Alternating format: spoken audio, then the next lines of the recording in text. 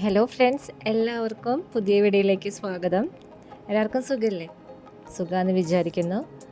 അപ്പോൾ നമ്മൾ കുറച്ച് നാളത്തെ ലോങ് ഗ്യാപ്പിന് ശേഷം ഇടുന്ന ഫസ്റ്റ് വീഡിയോ ആണ്. ഈസ്റ്റർ സ്പെഷ്യൽ ഒരു വീഡിയോ ആണ്. സിമ്പിളായിട്ട് ഉണ്ടാക്കാൻ പറ്റിയ, വലിയ ആഡംബരങ്ങളൊന്നും ഇല്ലാണ്ട് ആർക്കും പെട്ടെന്ന് വെക്കാൻ പറ്റിയ ഒരു കുക്കർ ബീഫ് കറിയാണ് കേട്ടോ.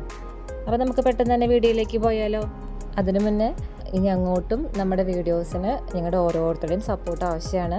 അപ്പോൾ സബ്സ്ക്രൈബ് ചെയ്യാനും ലൈക്ക് ചെയ്യാനും കമൻറ്റ് ചെയ്യാനും ഒന്നും മറക്കരുത് കേട്ടോ. അപ്പോൾ നമുക്ക് പെട്ടെന്ന് തന്നെ വീഡിയോയിലേക്ക് പോകാം. അപ്പോൾ നേരത്തെ പറഞ്ഞ പോലെ കുക്ക് ചെയ്യാനായിട്ട് ഞാനൊരു കുക്കർ എടുത്ത് വെച്ചിട്ടുണ്ട്. കുക്കർ ചൂടായിട്ട് വരുമ്പോൾ അതിലേക്ക് കുറച്ച് വെളിച്ചെണ്ണ ഒഴിച്ച് കൊടുക്കാം കേട്ടോ.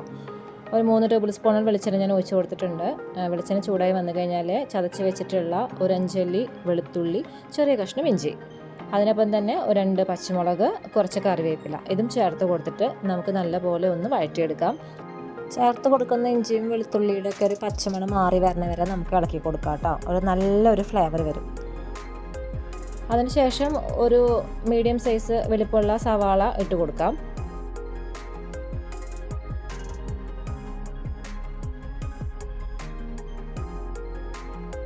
സവാള ഇട്ട് കൊടുത്തതിന് ശേഷം കുറച്ച് ഉപ്പ് ഇട്ടിട്ട് നമുക്കിത് നല്ലപോലെ ഒന്ന് വഴറ്റിയെടുക്കാം കേട്ടോ.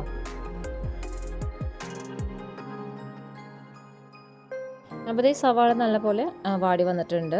ഇതിലേക്ക് നമുക്ക് പൊടികൾ ചേർത്ത് കൊടുക്കണമെന്ന് നോക്കാം. അപ്പോൾ ഇതിലേക്ക് ഞാൻ ആദ്യം ഇട്ട് കൊടുക്കുന്നത് ഒരു 1/2 ടീസ്പൂണോളം മഞ്ഞൾപ്പൊടി,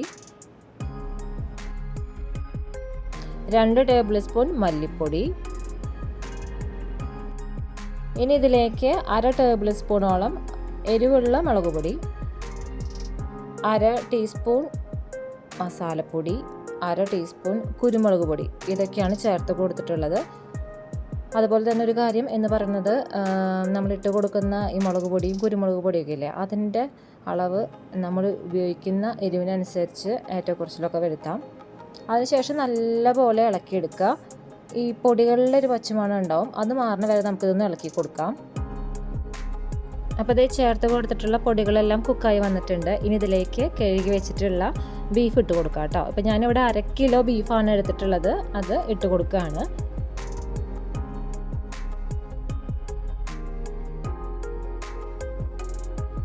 ശേഷം ഒരു 5 മിനിറ്റ് കണ്ടിന്യൂസ്ലി നമുക്ക് നല്ല പോലെ ഒന്ന് ഇളക്കി കൊടുക്കാം കേട്ടോ.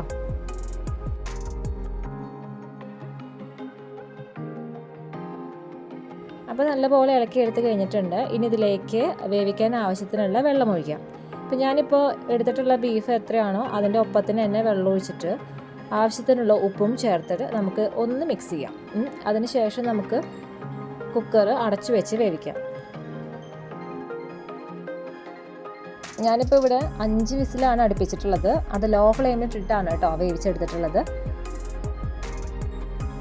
അപ്പോൾ അതേ കുക്കറിൻ്റെ പ്രഷറൊക്കെ പോയിട്ടുണ്ട്. ഇനി നമുക്ക് ഇതൊന്ന് തുറന്ന് നോക്കാം.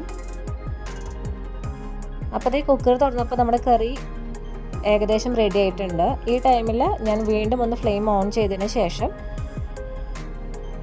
കറിയെ ഒന്ന് വറ്റിച്ചെടുക്കുകയാണ്. അതെന്താണെന്ന് വെച്ച് കഴിഞ്ഞാൽ നമ്മൾ വേവിക്കാനായിട്ട് ബീഫ് ഇട്ടിട്ട് വിസിലടുപ്പിച്ചതിന് ശേഷം നമ്മൾ ചേർത്ത വെള്ളം കൂടാതെ ബീഫിൽ നിന്ന് ഇറങ്ങിയ വെള്ളം ഉണ്ടാവും. അപ്പോൾ ഏകദേശം ഇപ്പം എനിക്കെന്ന് പറയുമ്പോൾ, ഞങ്ങളുടെ വീട്ടിലെന്ന് പറയുമ്പോൾ കറി ഒന്ന് കുറുകിയെടുക്കുന്നതാണ് ഇഷ്ടം. അപ്പോൾ കുറുക്കിയെടുത്ത ബീഫും ആ ചാറും അതിൻ്റെ ഒപ്പം തന്നെ ചോറൊക്കെ കൂട്ടി കഴിക്കാൻ ഭയങ്കര ടേസ്റ്റ് അല്ലേ. അപ്പോൾ ഞാൻ ഒന്ന് വറ്റിച്ചെടുക്കുന്നുണ്ട്. ഏകദേശം ഒരു കൺസിസ്റ്റൻസിയിൽ കേട്ടോ. നല്ല പോലെ തിക്കാക്കി ഞാൻ റോസ്റ്റ് ഇതിലേക്ക് എത്തിക്കണില്ല, എന്നാലും ഒരു കുറുകിയ ഒരു പരുവത്തിലേക്ക് എടുക്കുന്നുണ്ട്. അപ്പോൾ ഫൈനൽ എന്ന് പറഞ്ഞ പോലെ ഇതിലേക്ക് 1/2 ടീസ്പൂൺ കുരുമുളക് പൊടി,